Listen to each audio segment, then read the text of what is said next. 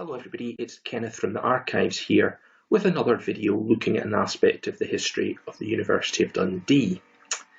Today I'm going to be focusing on Peter Ustinov, who, as many of you will know, was the first rector of the University of Dundee, serving in office from 1968 until 1974. Now, of course, being part of the University of St Andrews before 1967, first as University College and then as Queen's College, Dundee had previous rectors, the Lord Rectors of the University of St Andrews, some of whom were exceptionally involved with what was going on in Dundee, and that's something we'll come back to in a future video. But Ustinov was the first person to be rector of the University of Dundee, the first rector to be elected solely by Dundee students, and such as an important figure in the university's history. Now, he was elected in February 1968, the election taking place a few months after the university had come into being as a legal entity in 1967. As you can see, he defeated four other candidates: the journalist James Cameron, the writer Cyril Northcote Parkinson, Donald Caskey, the famous minister of the Scots Kirk in Paris, who during the Second World War had done much to help Allied personnel escape from occupied France, earning him the name the Tartan Pimpernel, and the Liberal MP David Steele. Ustinov topped the poll fairly easily, winning 489 votes to Cameron's 303. But if you're familiar with university elections in more recent years, you'll know that when the rectorship is contested, we now use a system of single transferable voting. This wasn't the case in the early days, and some in 1968 argued if it had been, Ustinov might not have won the election. And this is important because it's pretty clear that from the start, although Ustinov had a great many supporters among the student population, he also had a great many opponents. Now, why were people opposed to Ustinov? Well, there were two main reasons. One reason was that they were concerned he had enough time to do the job. He wasn't available to come to Dundee, for example, to be inaugurated until October 1968. And here we see him playing the bagpipes with students on his first visit to the university, which he seems to have thoroughly enjoyed, and was always a great man for photo opportunities, so I've no doubt he enjoyed this as well. So there were concerns. I mean, Ustinov was a famous figure in 1968.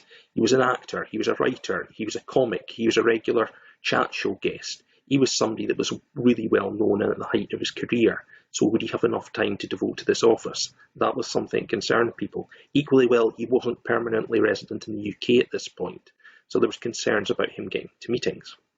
The other issue was to do with the whole office of rector, because the rector, as you will know, is supposed to represent students on the university court. And the idea was that the rector would be elected to represent students and therefore be students' voices. However, in the 1960s, there were people that felt this was an old-fashioned idea. They wanted direct election of students to court, senate, and other university bodies. And this meant some of them were uneasy about the whole idea of there being a rector, as it was a distraction from this. It should be said, though, that students took this issue up with Ustinov, and Ustinov did raise it with the court in 1969 to argue for direct student election to court and senate.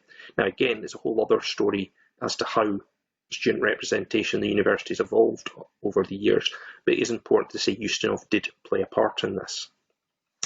As I've said, he came to be inaugurated in 1968 in October. It was a very big occasion.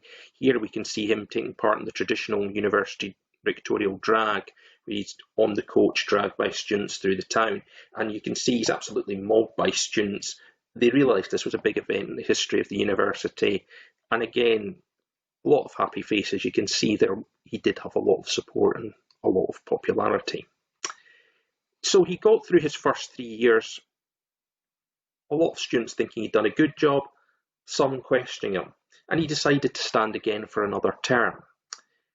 He was challenged, however, and his two official challengers were Michael Parkinson, the broadcaster, and Paul Foote, the fairly well-known radical journalist. Paul Foote, of course, had a connection with Dundee, as his uncle Dingo Foote had been a Liberal MP for the city from 1931 until 1945.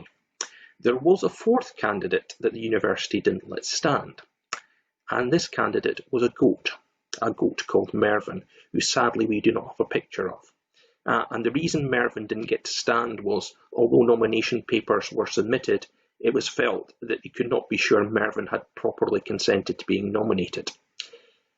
Now, this all sounds really surreal. Actually, the people that were putting the goat forward, this was a protest against this idea of there being a rector. However, this wasn't the only controversy, because if you'll look, you will see the electoral result was very close. Again, there's an argument that had STV been used, Foot's transfers might have put Parkinson ahead. But there was a bigger issue, because this was the result after 2 recounts. And it was alleged that the first 2 counts actually had Parkinson ahead.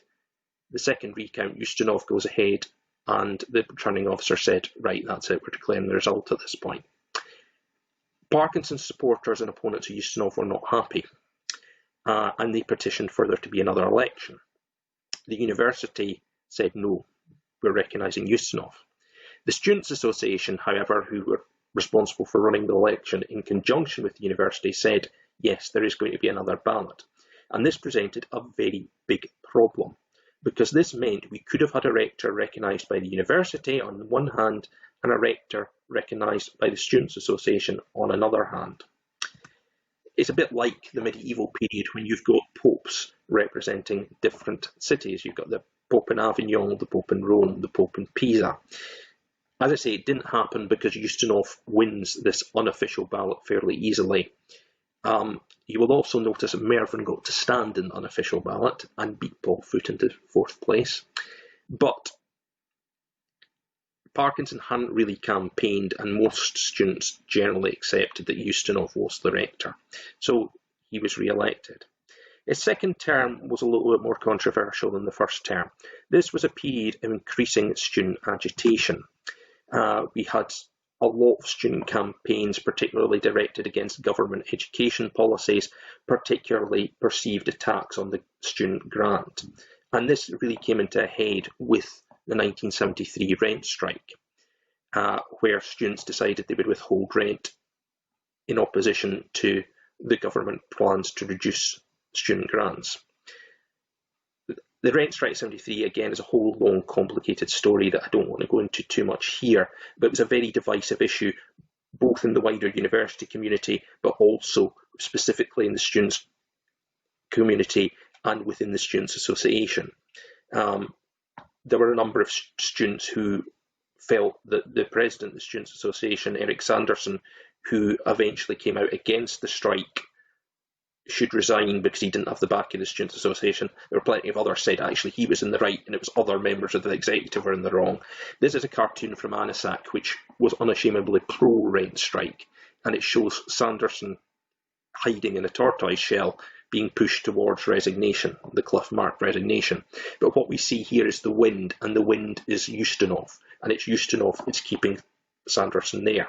This kind of reflects the fact Ustinov actually played quite an active role. He tried to negotiate with students. He spoke at the court about what was going on. The crisis here eventually leads to the Constitution of the Students' Association being suspended by the university, and Ustinov was involved in getting that through. And although Ustinov was supported by many students, a number of students on the other side didn't like the way Ustinov had handled this. But when he left, he was in 74, he didn't go for a third term, he was still a very popular figure. And he came back in 1982 to take part in the celebrations surrounding the centenary of university education in Dundee, and it proved just as popular as ever, and we can see him here addressing a meeting with the Principal Adam Neville and the Chancellor, the Earl of Dalhousie, among others. He was a popular figure. Another legacy we've got is this splendid bust of Ustinov. It's a multifaceted bust. Here's the man himself pictured with it. It's in the university collections, and it's by Enzo Palazzotta. And it's a really nice thing to have. Ustinov himself seems to have enjoyed his term as rector. He continued being involved in higher education as he was later Chancellor of the University of Durham, where again he was very successful. Okay, that brings this video to an end. We'll be back again with something soon. In the meantime, I hope you've enjoyed this. Take care and stay safe.